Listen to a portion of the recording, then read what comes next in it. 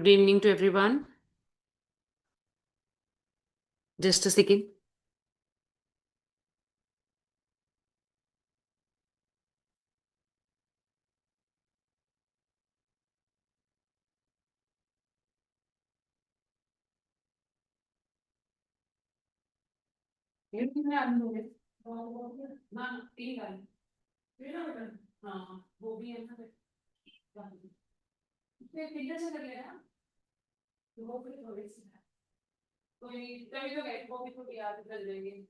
मटर मैंने छील दिए थोड़ा और भी छील के उजर तो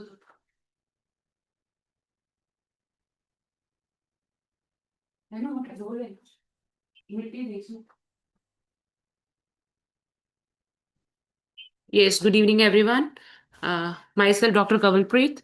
So I'm taking your lecture of PPL, that is Principle of Programming Language. I hope you all are fit and fine. So I think I've taken a gap of 1 week. So it's feel that all knew that we are going to start, right? Yeah. My PPT is visible to everyone?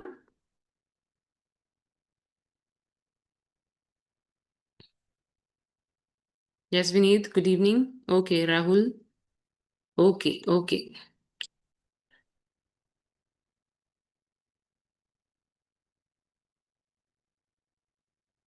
Yeah. So, as you know, that we have done in this unit about elementary data types, I have already explained to you. The unit name was that specification and implementation of elementary and structured data types, right? Okay, are you marking your attendance? Good evening, Khushbu. Good evening, Ria. Okay. So as we are doing the elementary data type, in this elementary data type, just a second. Yeah. So this I have already explained to you. Specification of elementary data type also we have done. Implementation. Yeah. So let's start with the structured data type. So we have a user defined data type that we call as a structured data type. Okay. So here the properties and a data type for each of them is referred as a structure type.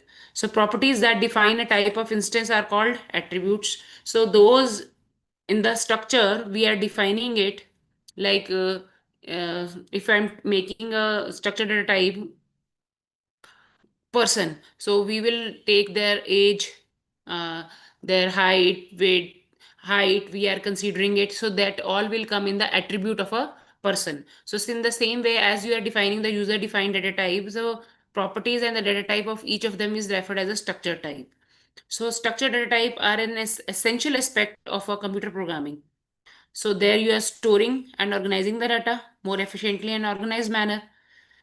So here it involves the grouping related data into the single data type. So group you are using, data is representing the group.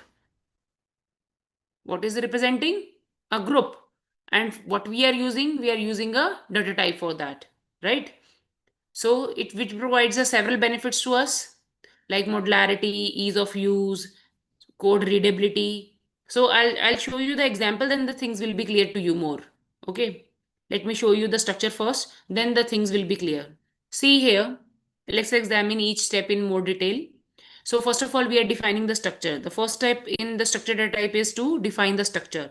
How you will define the structure? By identifying the data elements. We are defining the data elements that need to be included in the data type, right? And how they are related to each other, that also matters.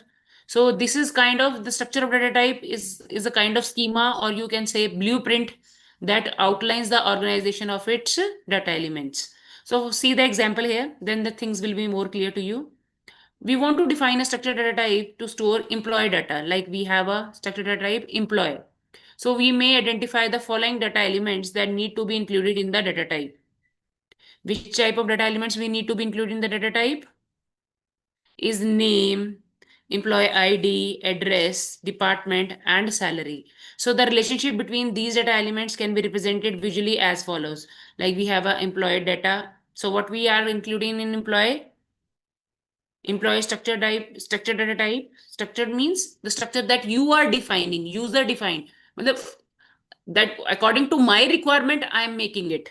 So employee data we are having. So name, employee ID, address, department, salary. What are these? These are the data type. So we are including. So what data type you will use for the name? Char.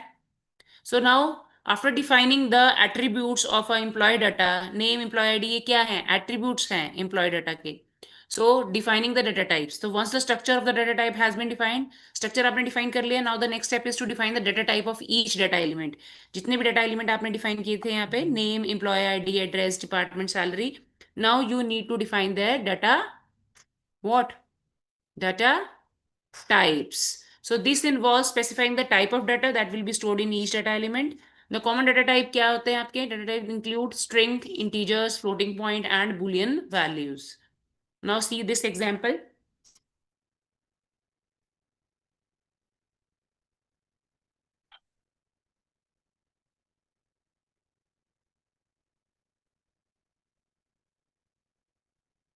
Just a second. Give me a seconds.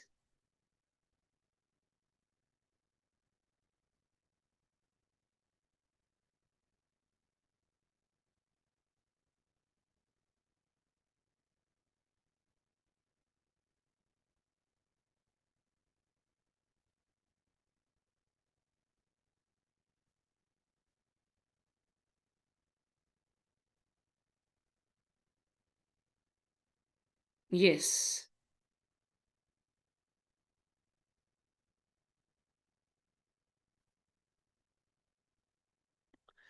Yeah.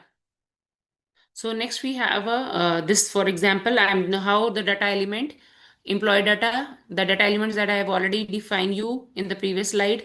Now how you will give the data type to these data elements.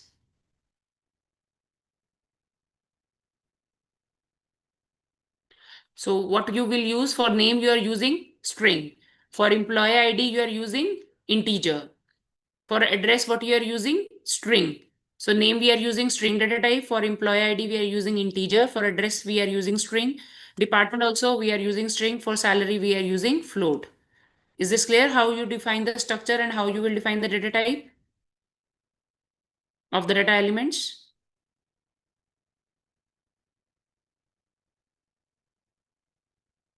Okay, everybody is marking their attendance.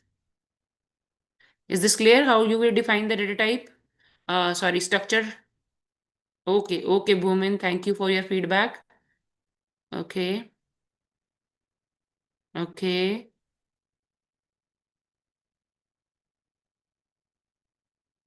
okay. So now next step in the structured data type, we have a defining constraints. So constraints are what? Constraints are the rule. So a rule that you have fixed it on any of the attribute. So we have attribute here 1, 2, 3, 4, 5. 5 attributes we have of a structured data type. The structure that we have made a structure of employee. In a employee structure, we have a 1, 2, 3, 4, 5. 5 attributes, right? So from any of the from these 5 attributes, we have to fix one attribute as a constraint. So constraint is a rule that the rule, if we will impose the rule on any of the attribute, they have to be follow according to that. Right? The final step in the now specification process is to define any constraint. Just now I told you कि rule हम define कर देते हैं किसी भी attribute पे that need to be placed on the data type. So this involves specifying any restriction or limitation on the data. We are defining restriction and limitation on the data that can be stored in each data element. For example, we may want to specify that the employee ID must be unique. We want every time when we enter the data, employee ID must be unique or salary must be a positive number. So we can define these constraint as follows. So what you constraint you are applying it? name is string, employee ID is we are having integer, right? Address we are having, tell me what it is. Employee ID we are having integer, address we having string, department we having string. See here, so employee ID, on employee ID we have put a constraint unique, and for a float we have put a constraint of positive. So by defining the constraint, we ensure that the data stored in each data element meets specific requirements. So हमने कुछ specific requirements कर दिए हैं कि integer it is always be unique of employee ID when you will feed the data, and salary always be positive. So these constraint, these rule will be imposed on these particular attributes, which can prevent the error and improve the quality of the data. Is this clear? Now the next slide is about benefits of a structured data type. So what advantage or what benefit we will get it from this? So structured data type provides several benefits to us, like modularity by grouping, because we are grouping the data elements into a single data type. So structured data type allow for increased modularity. So one schema, one structure, we are preparing it on one place. So this means the data can be easily managed and manipulated. So if you want to change it, you just change the structure, right? Because every data element we are defining in that structure only, that changes to one data element, and then that do not affect the others. If we are changing one data element in a structure, that will not affect the others. That we call as a modularity. So everything work as a module. Ease of use. Structured data type provide a standardized, एक standard हमने provide कर दिया कि this is the standard that we need to define it. Standardized and the consistent way to organize the data. Why we have defined the standardization? Because that is easier to use and access, and that improves the code efficiency, and that reduces the error in the code. So structured data type is beneficial for modularity and easy to use. Now come to the implementation of operation on the data structure. So data structure we have in a various ways depending on the need and the requirement of the system, right? Okay, still you are marking it. Okay. Okay, Lalita. So now the two common representation are for, so when we have made a data, now structured data we have prepared it. Now we need to implement it. So how you will implement these? We can implement the operation by using only data structures. Either we can use a sequential or we can use a linked representation, right? So the two common representation are sequential and a linked representation. Sequential representation involve storing data elements in a contiguous block of memory. So to access the specific component, a base address plus offset calculation is used to determine the memory location of the desired component. What you will add? A base address, like we have on a location of 1. A is a variable, like array I have made it of 10. Array I have made it of 10 elements. So that represents with the A0, A1, A2, A3, right? So what we are adding? We are adding the base address plus offset. So offset, wherever memory we have address, that offset we will add and calculation is to determine the memory location. So we will get a memory location by this. So the accessing formula specify how to compute the offset of the component. So that will be based on its name or a subscript. It will depend on the offset. किस पे depend करेगा? Base address तो हो गया, उसका address हो गया, plus offset what it is, वो अभी मैंने बताया था आपको A1, A2, A3. So that is subscript such as integer subscript of an array component. This is the sequential representation होगी, how you will calculate it. On the other hand, linked representation कैसे होगी? This I will define it in the coming slides to you. So don't worry, don't be confused. Those things are not clear. This you will do it in the coming slides. Okay. So linked representation कहती है how we are storing the data elements. So one block of memory will link to the another as a pointer. Through a pointer we are marking or we are accessing like memory we have here. So on the next position it is pointer will point to the for the next address. So this is a chain of pointer we needed for the first block of storage in the structure to the desired component. For sequential access of the component, we follow the link pointer from the current component to the next component for each subsequent selection. Both representations have their advantage and disadvantage by using on the specific use case. So sequential representation provides fast random access to the individual components, but can less. So this is random access if you want to access it anything randomly. So because if you want to access any individual component, like I want to access the element, those are in on array 2 on the location of on the size of on a particular subscript or particular location on 2 a2. So this the random access we can easily do it of individual component on a sequential, but this is less efficient for the sequential access of a sequence of components.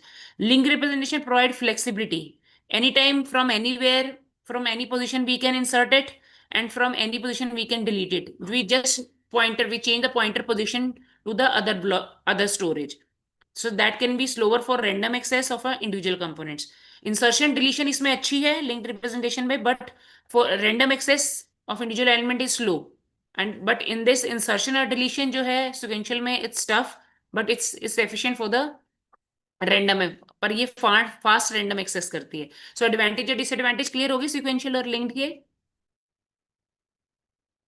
Tell me, is this clear?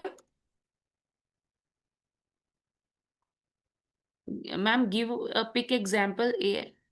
बेटा, so that example I'll show you that in the coming slide that I'm telling you now in the coming unit, these things I will explain it in a deep. Okay. Now, yeah. So two topics are left of this unit. Then new unit I will start it. What is a vector? Vector is a consist of predefined number of components. Those are of same type. Same type arrange in a and those are arranged in a linear sequence. So components within a vector can be accessed by specifying their subscript, which is an integer or an enumeration value that indicate their position. The array I told you A0, A1, A2, A3, A4, right? So same integer that indicate their position. Which element is on which position, how you will get it? By their value, by their subscript. So vector are sometimes vectors को और क्या कह देते हैं? One dimensional array भी कह देते हैं और linear array भी कह देते हैं. So if I'm writing int A5, so what is it? Int is a data type, A is the array name or a vector name you can say, and 5 is the size of the array. In contrast, two-dimensional array matrix we are using as a data structure. The components are arranged in the rectangular grid of rows and columns. Two-dimensional में होगी तो we have a row and column combination. To select a component of a matrix, both a row subscript and column subscript must be specified. So like I have to define it like A5 I have written here. For two dimensional, we will write A11, A12, A13. So first is A1, first subscript is representing the row and second subscript representing the column. So A11 means the first row, first column. Okay, 1, 2 means first row, second column. So this like we are specifying in the two-dimensional array. Similarly, in the multi-dimensional array, we have a 3 or more dimensions are there. So the use of matrices or vector is common in various applications. So where we are using for the numerical computing, for image processing, and for data analysis. So these are matrices are can be manipulated for the various operations like addition, subtraction, multiplication, and division for representing the data. Now, next we have this you need to learn only, beta. This is only for learning. You and not any of the description in this. Just a second. And just stop sharing it.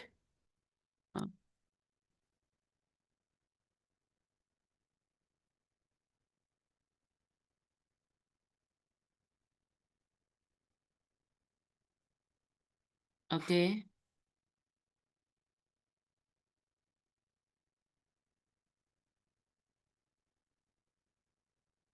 Okay. Okay. Got it. Now, what I was explaining to you. Yes.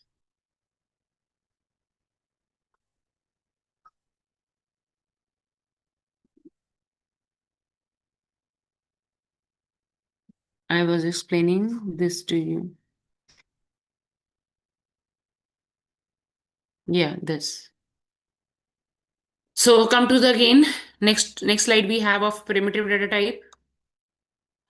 These types are supported directly in the hardware of the machine, right? Just a second.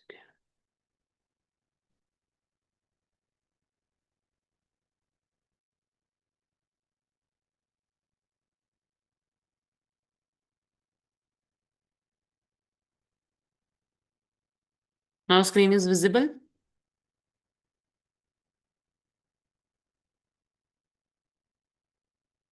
Yes.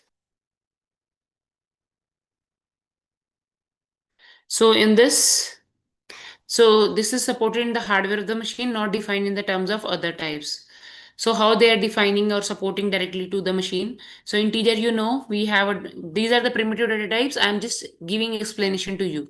Integer is short int, integer, long int will come, float point. It comes in a real double, stored in a three parts. Floating point are always stored in a memory within a three parts like sign bit, exponent, and mantissa. So decimal we are using one digit.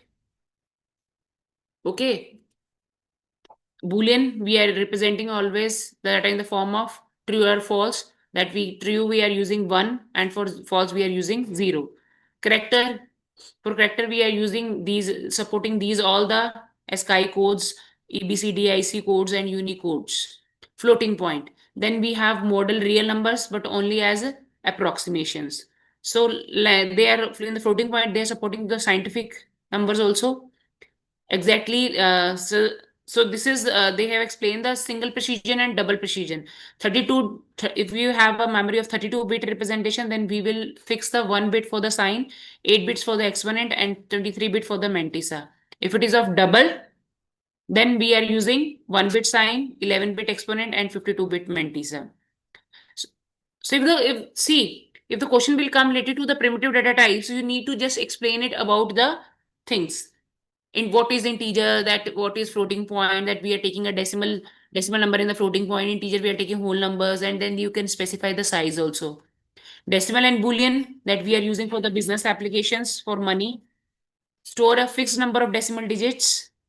Advantage of decimal and boolean is accuracy, disadvantage limited range hai, as integer is having the large range, so wastage of memory is there. Boolean could be implemented as bits, true false या 1 0 की form में.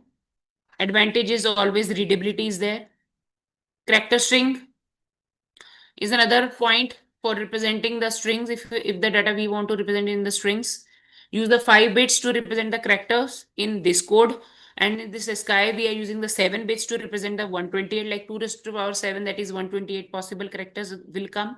If we are using a string of Unicode, then it will represent a 60 bits to represent 64K characters. Okay.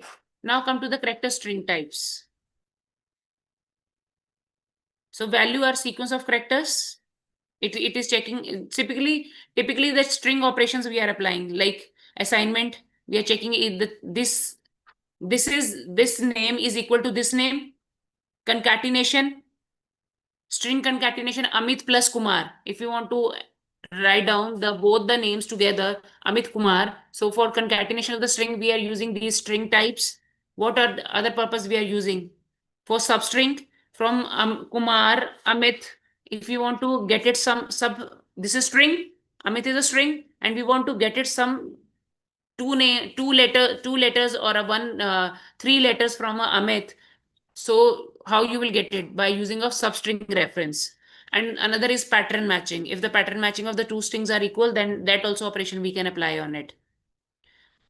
So this is the value or sequence of characters.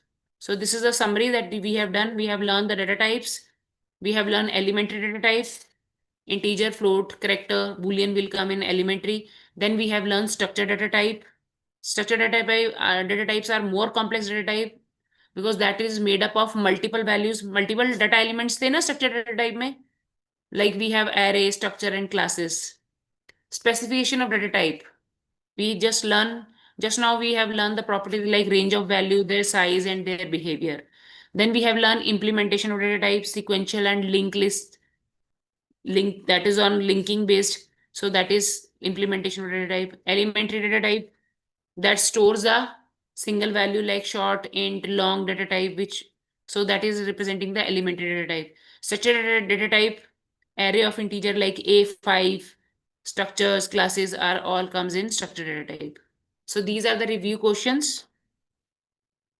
So now this is finished, and I'm going to share with you the another unit, starting with the unit 5. Okay, this we have done. Now we have this. Just a second. Okay, okay.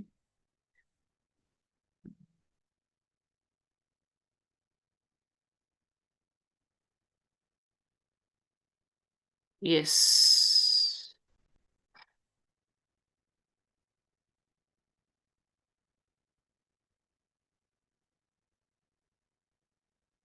Okay, okay, okay. Fine. Now I'm going to share with you unit 5. So this is our unit 5. Type of equivalence checking conversion, array, structure, and union. I told you these will come again. So what are the content of this? Type equivalence, type checking and conversion, static versus dynamic typing, static typing, dynamically typed languages, array, structure, union. I told you that those topics that are not clear to you in the previous module or the previous unit, that will come in deep in the coming unit. So structure, array, union, that we will do it with the diagram. Okay. Now, learning objective is type equivalence. The concept of type equivalence is able to differentiate between the two types that are equivalent or not. Type checking, learn about the process of type checking we have, which ensures the type of operands in an expression match the expected types. So we are doing the type checking, right? Is this clear about the process of type checking? So type of operands. We are matching the type of operands, ensuring the type of in the match expression, the expected types. Type conversion. So see, all three are similar to each other. Equivalence, checking, conversion. I will read these. So we are going to learn these topics in this. We are converting between the different data types and automatic and explicit conversion we are having. Now in array, we will learn how to declare, initialize, and access. In structure also, we are going to learn how we will define the data type of the structures, how to declare, initialize, access. For the union, same, we are going to learn the declare, initialize, and access the union. In the introduction, first of all, the concept of type equivalence checking and conversion is an essential aspect of a programming. How? Because the different data type can be used. You are using different data types and manipulated in a program. In the previous unit, why they have told about the data type? Because in this unit, we will compare it, we will convert it. So that ensure that the program operation are valid and accurate. So this chapter work on a various type of data structure like array, structure, and union. There we will explore what we are going to explore here: the type equivalence, their checking, and their conversion. So by the end of this chapter, you will be able to understand it, that what data type effectively doing in the programming project. Project के अंदर basically ये data types कैसे manage किए जाते हैं, कैसे ये accuracy और एफिशिएंसी बढ़ा देते हैं प्रोग्राम की, right? So see this type equivalence we have of two types: name equivalence, structure equivalence. In name equivalence, we need a same name. Name equivalence means we need a same name. For structure equivalence, what we need? Same structure, right? So how it will do it? I'm showing in the next slide. Type equivalence. So type equivalence in programming in PPL determines whether the two types are considered the same in a given context.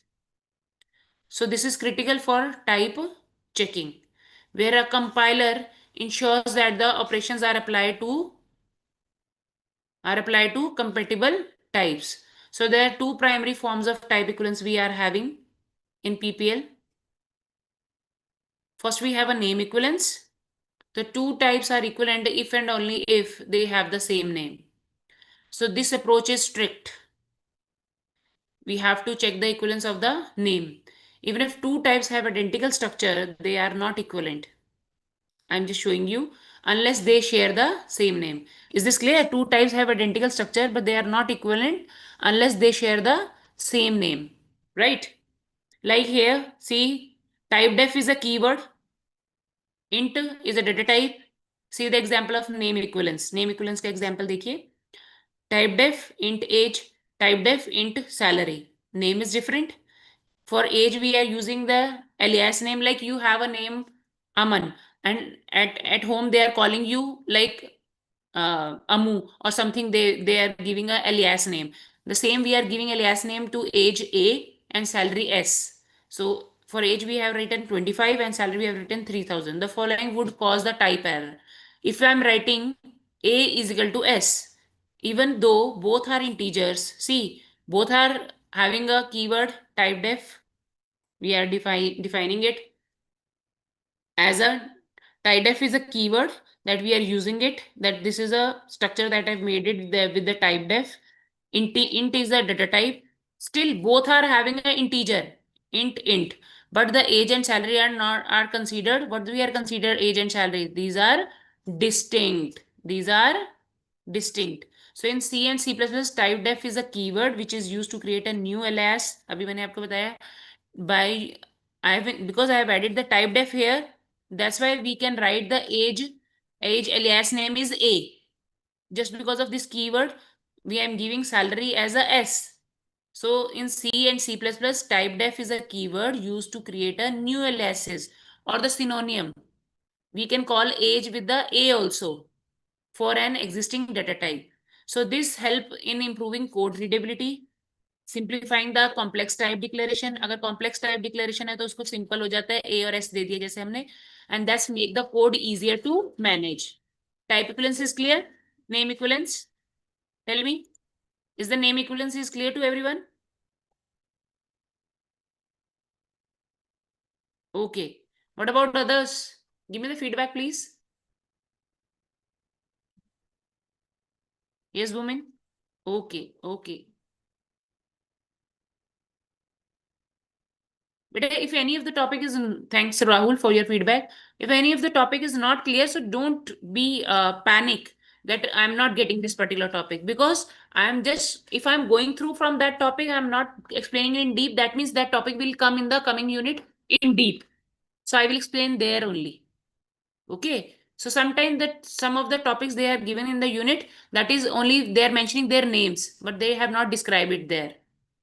Yes, Prince. Okay. Now come to the, after name equivalence, we have a structure equivalence. So two types are equivalent. So we have a two types structure equivalence. Two types are equivalent if they have the same structure, right?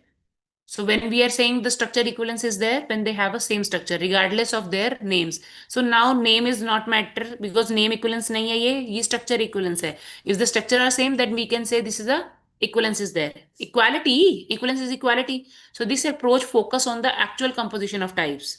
See the example of structure equivalence, type def, struct. I made a type def has defined the structure struct with the int x, int y, and then point is a object of a structure class, right? Same the keyword type def, I've used it with the struct int x, int y, and then we have a object of coordinate. So point P we have 1 and 2 for coordinates. C I have made it as alias name for the 3 of P or C लिख सकते हैं because we have made it of type def, right? So this keyword gives a right to use a alias name of a particular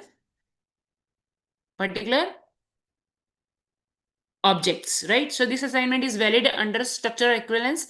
P is equal to C because both types have identical structures. Both are having the identical structure. See that having the same structure. Here also we are having the same structure. Still the name are different. That doesn't matter, but the structure is different.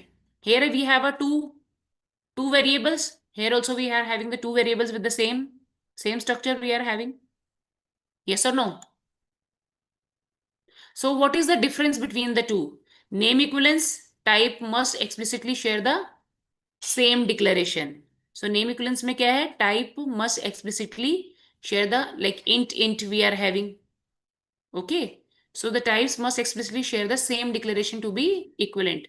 Structure equivalence means the types are considered equivalent if they are structurally identical.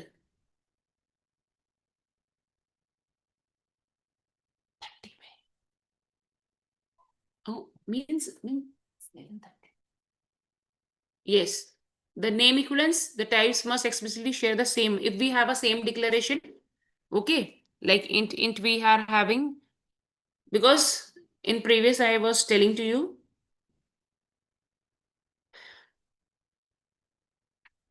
so because a both are integers, but they are considered, the age that will give you error, because the age and salary are considered distinct because they don't have the same name, right? Name in the name equivalence.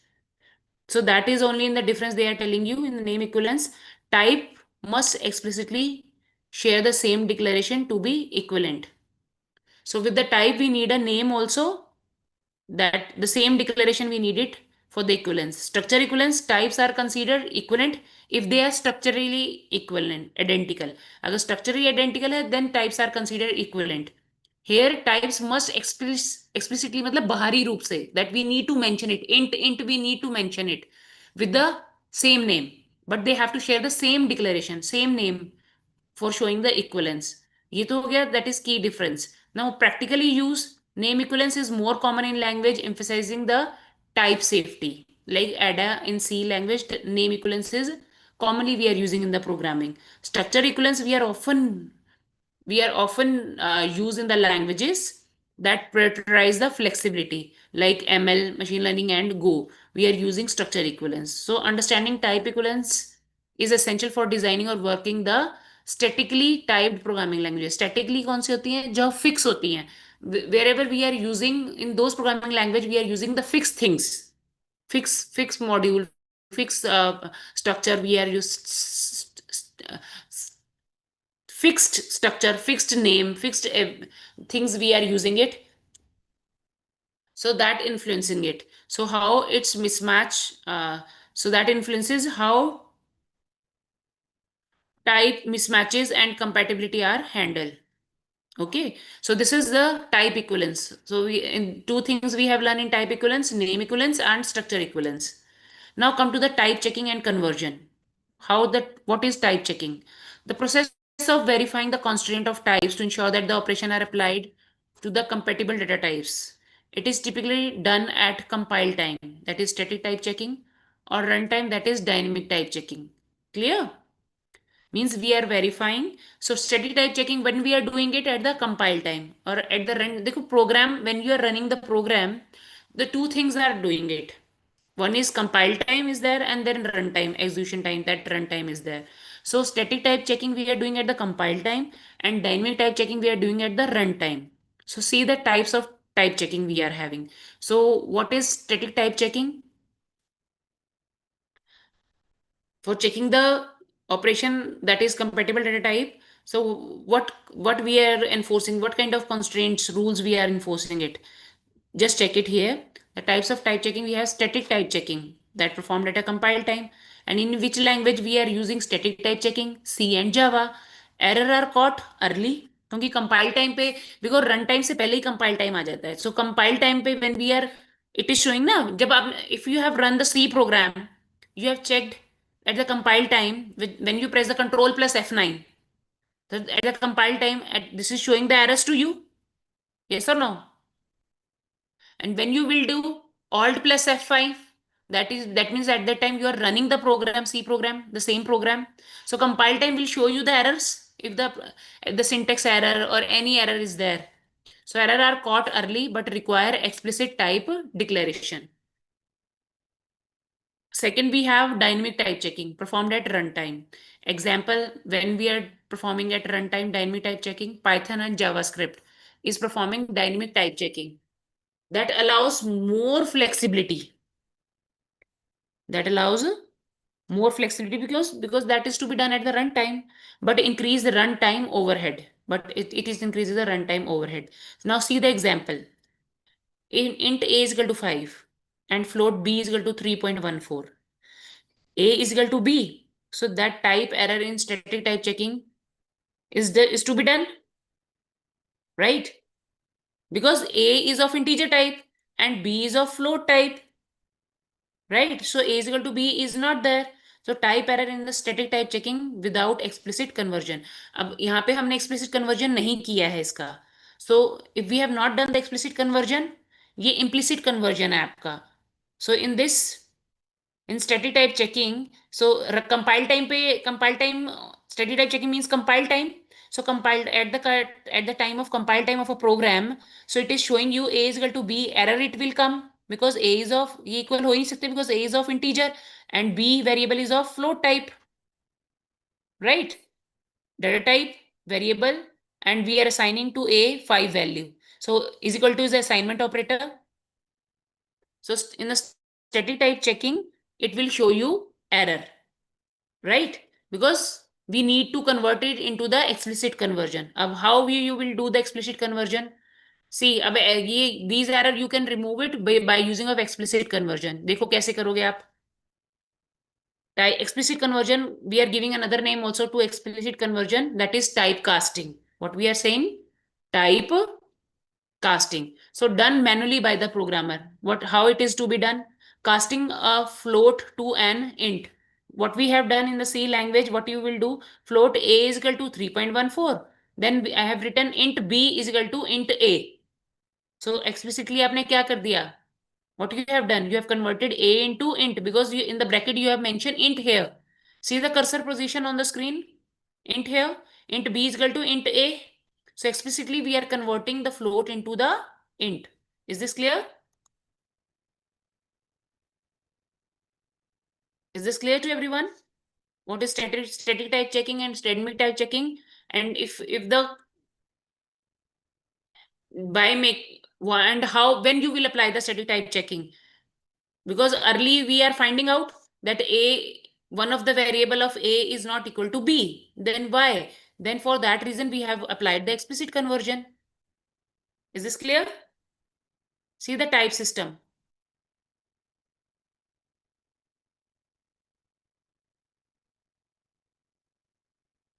Okay, Bhuman.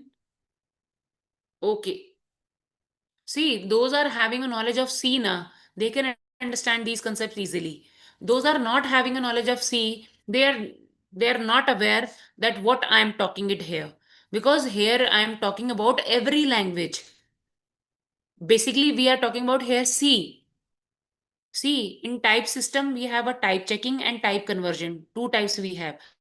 Just now I have explained you type checking, static checking and dynamic checking. अभी आपको बताया था.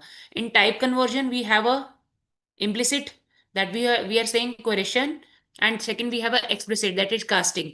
अभी explicit conversion I have already told you, casting type casting मैंने अभी आपको explain किया है, explicit conversion in the previous slide. Now come to the type conversion. Static type checking we have done, static checking and dynamic checking. In the previous slide we have done static checking, that is to be done at the early time, and dynamic checking we are doing it at the runtime. Explicit casting also I have explained you. When the error will come, how you will apply the explicit conversion, how you will convert the code into the explicit conversion. Now type conversion, the process of converting a value from one data type to another to make operations incompatible types possible. So those are incompatible. So those are to be compatible with each other. जैसे integer is not compatible to float. Integer is not equivalent to the float. So what we have done, we have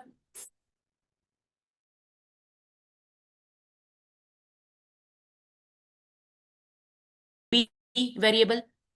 So same the types of type conversion, we have a implicit conversion and explicit conversion. So here we have converting into a int to a float doing arithmetic operations. So int a is equal to 5, float b is equal to 3.14. So float c, if I'm taking a variable here, float c, so I'm writing a plus b. So is this code is right? Because a is implicitly converted to float.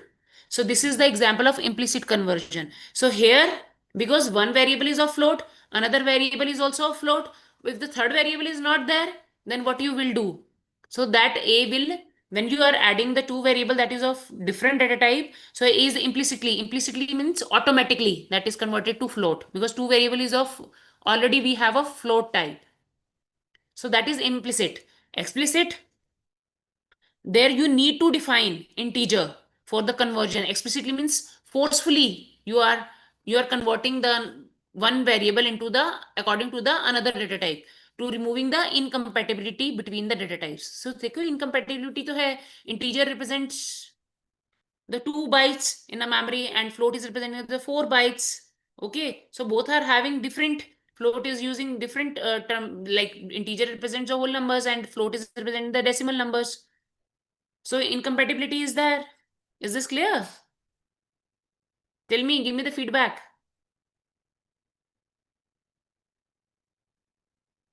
Implicit conversion and explicit conversion is clear to everyone. Only two students are listening to me, Bhumin and this Rahul. Prince also giving feedback to me. What about others? If you are not getting it, give me the reply. No, ma'am, we explain it again, or just to explain it. Okay, Divesh, thank you for giving the feedback. Okay, okay. Now, see this table. So in type checking, we have a table and type conversion. These are the features, main parts of the topics. So I'm differentiating it by using of this: type checking, static checking, and dynamic checking; type conversion, implicit and explicit conversion.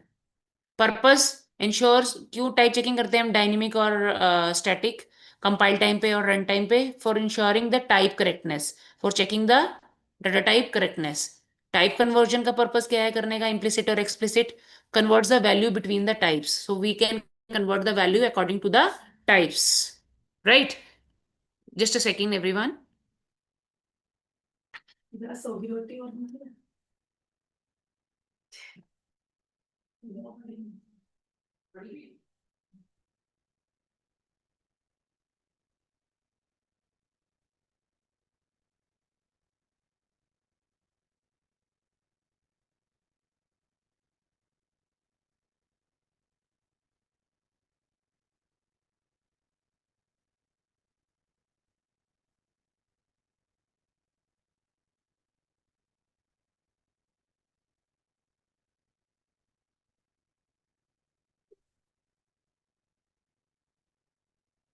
Yes.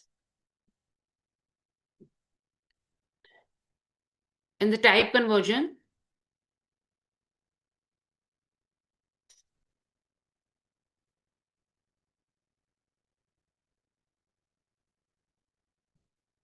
just a second. Yeah. So timing, compile time or runtime in the type checking, or type conversion during execution. So type conversion we are always checking for the during the runtime only, not at the compile time. Type conversion we are checking at the runtime only. Example, type checking, when we are doing the type checking, declaring variable types. When we are declaring the variable के जब data type हम define करते हैं, that time we are checking their type. Example, type conversion, arithmetic involving mixed types. When we are using float, variable, float, integer, character, so mixed type we have, then we are checking the type conversion. Method, which method we are using for type checking? Static or dynamic. Which method we are using it for the type conversion?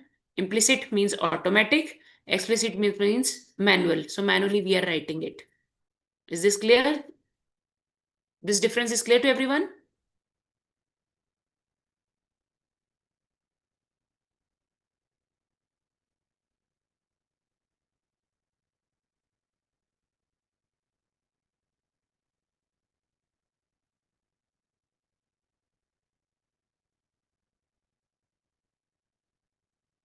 Yeah. So static type checking. Now, the things, type conversion, I've explained it with the example. Now come to the static type checking. Now I will explain you static type checking and dynamic type checking with the program. See, I am taking an example here. Complete example I will explain you for the static type checking. So this is the process of verifying type correctness at the, अभी just now I told you static type checking कब करते हैं हम? At the compile time. So we are verifying the type correctness at the compile time. So it ensures that the operation are performed on compatible types before the program is run. So we are just checking their compatible types. So this method catches type errors early. I told you static type checking that we are to be that catches the errors early, improving reliability and reducing the runtime errors. Because the things will be solved at the compile time only, so runtime errors will be reduced. So what are the key feature of static type checking? So it we call first as a compile type enforcements, because types are checked. We are checking their validated also at the compile time. Errors are caught before the program runs. Strict typing, so variable must be declared with the specific type. Unintended behavior due to अगर कोई mismatch है, that is also be strict typing, static typing is resolved it in the starting. So इससे efficiency features क्या हो जाते हैं इसका? Efficiency होती है that because that avoids a runtime overhead. Yes or no? So that avoids a runtime overhead associated with the type checking. So example of the languages those are using static type checking is C, C++, Java, Rust, and Swift. Now I'm showing you the example. So this is the example of C language here. Okay. See here the example of type static type checking. Hash include, this is a header file, standard input output header file I have included here. In every C program we start with this header file. Then main function has started with the data type integer. Then we have a curly bracket. So curly braces will come. That means the big block of code, because every block of code we are writing in the braces and end it at the last. Int a is equal to 10. Here variable a is declared as an integer. These two lines we are using for comments. That what this line is purposely doing it in the program. Float b is equal to 5.5 means variable b declared as a float. Int c means a and c is of integer and b is of float type. So this is what we are doing, static type checking. What we are doing, compile time checking हो रही है ना ये. When we will write c is equal to a plus b. So compiler error or warning for क्या, compiler compile करते ही program की error आएगी and it will give you the error of type mismatch, because b we need to explicitly cast into the b को explicitly मतलब manually we need to cast into the integer for this operation. So here in front of the b in the bracket we need to write down integer, int we need to write down. So b must be especially cast to int for this operation. And printf printf function name we are using for printing the result of the c, right? Because 10 we cannot add into 5.5. So at the compile time of the program the errors will come that they have a type mismatch. And then why we are writing this return statement? Return statement, when we are always writing down for a, if we are with the main function, we are writing an integer, we are writing int. So it is important to write down the return statement in the last. If we are not writing here int, we are writing void. Void means it returns nothing. So you need not to write down this statement, return one. But if you are writing integer here, you need to write down the return statement. You have to return 0. And then braces will be closed because you have started the braces here. Explanation. The variable a is integer and b is a float. So adding a and b without explicit conversion will give you the result the type mismatch error during compilation. So in strict type check, the compiler will give you error if we are doing a static type checking. Is this clear? Static type checking. So इसका corrected version क्या होना चाहिए था अगर मैं इस error को fix करती तो? So see, the same we will write. I told you what we need to add it with the b in front of the b, integer. So explicitly cast b. So explicitly we need to convert a b variable into the integer. So that then output will become 15. 10 plus 5, 15, because we have explicitly converted the b into integer. So fractional part of the b is truncated. Advantage क्या होता है study type checking का? Early error detection is there at the compile time rather than the run time पे जाके check करें. We at the compile time we are detecting the errors. Improved code clarity, that increase the readability. Performance, they reduce the runtime overhead, कम हो जाता है, and that the errors are eliminated at the compile time only. Is this clear? Study type checking with the program, with the help of example of a program.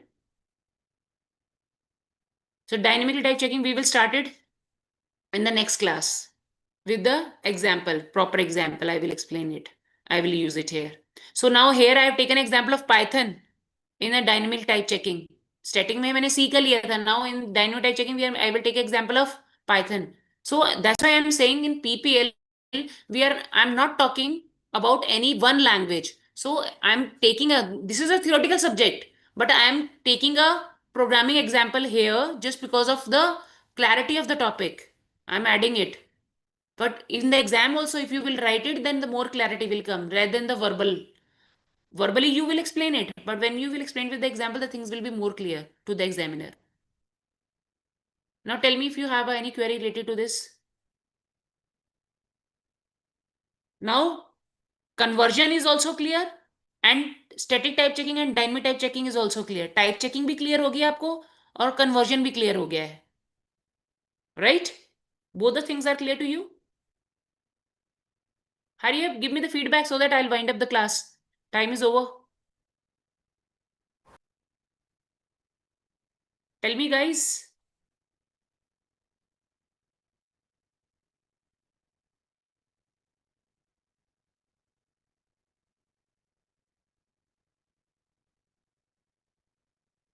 Jishu, is it really or you're saying just in the sarcastic way?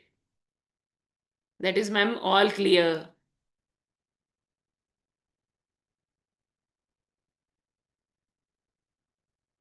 Thank you to you, Rahul, for giving us so valuable feedback to me.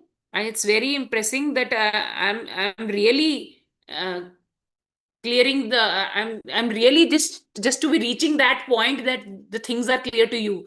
I'm trying from my side for the clarity of the topic. I'm adding the programming also, programs also for the clarity. But I was not aware that I'm reaching to that point or not.